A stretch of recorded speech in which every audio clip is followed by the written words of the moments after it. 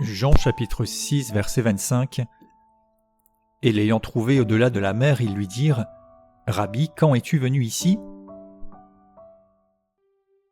Nous avons ici un ensemble de personnes qui cherchaient Jésus après qu'il ait multiplié le pain et les poissons, et ils se sont rendus compte qu'il n'était plus là au verset précédent.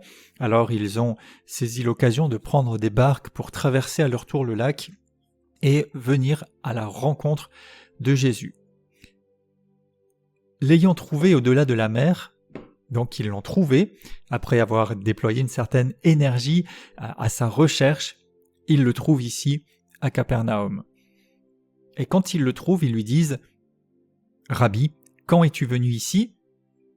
Donc cette foule appelle Jésus Rabbi, donc qui est ce titre de respect qui reconnaît un maître ou un enseignant, mais sans forcément impliquer une foi véritable en Jésus comme le Seigneur. Et leur question ici porte sur le quand. Quand es-tu venu ici ? Et certainement qu'en arrière-plan, ça couvre le comment es-tu venu ici ? Puisqu'ils savent qu'il n'a pas pris la seule barque qui était là.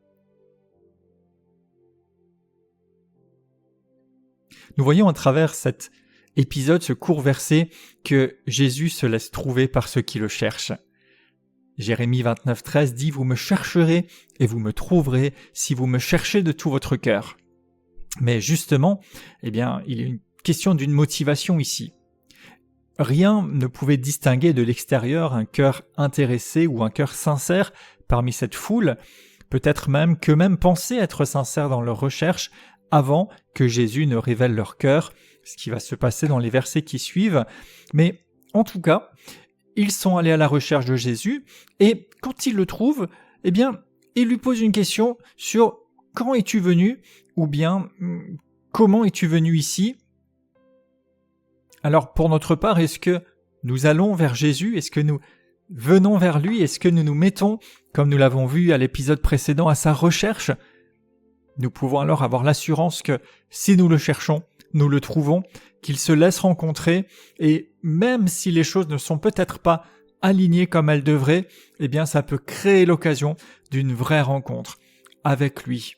Il se laisse trouver, mais maintenant la question de ces gens, c'est plutôt de la curiosité.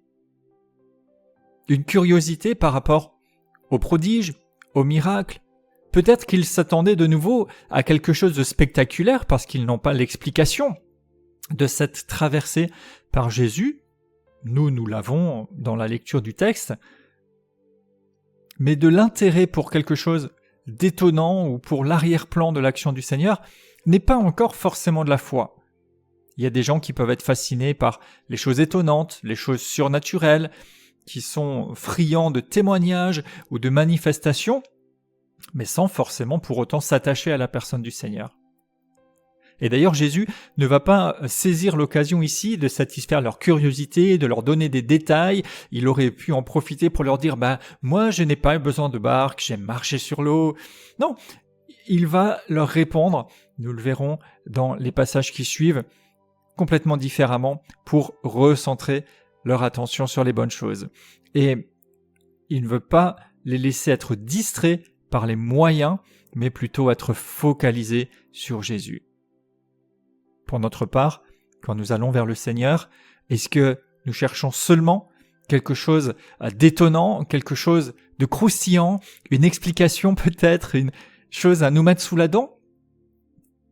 Bien sûr que le Seigneur veut nous faire vivre des expériences de foi, veut nous faire vivre la réalité de sa présence, mais notre recherche, ce n'est pas de voir des grandes choses se faire ou d'avoir plein d'explications sur toutes sortes de choses, c'est de retrouver le Seigneur lui-même.